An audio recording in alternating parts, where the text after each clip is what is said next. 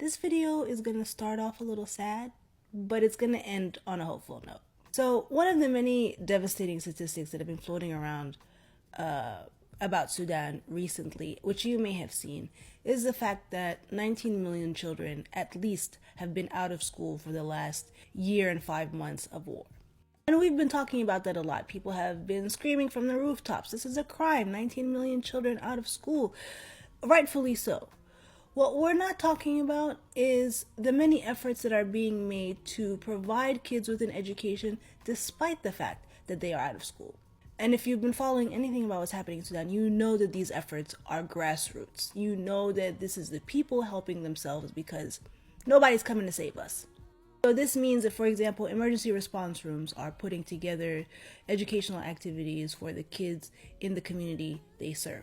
By the way, emergency response rooms are just volunteers, people who are victims of this war themselves, people who are part of the community, or displaced people who have come together to address the needs of the folks in their vicinity. This also means that teachers are volunteering their time and skills to give kids some sort of an education, either teaching them something new or at least making sure that they stay at the level they were at before the war began. Because one of the many side effects of this war is that children have regressed greatly. Not just the kids in Sudan, but also the kids who fled with their families as refugees. Their parents are reporting that their children, if they were at a 5th grade level, are now at a 3rd grade level because of being out of school, but also because of the extremely traumatic experience that they lived through. And these grassroots efforts spill out beyond Sudan's borders. You will see the same initiative happening in refugee camps as well in neighboring countries. The perfect example of this is Saving in Janina, who have 30 teachers who are getting ready to volunteer to prepare high school students for their senior exams. I don't think you understand just how massive that is. First of all, the Sudan High School Certificate exam is very difficult and extremely competitive.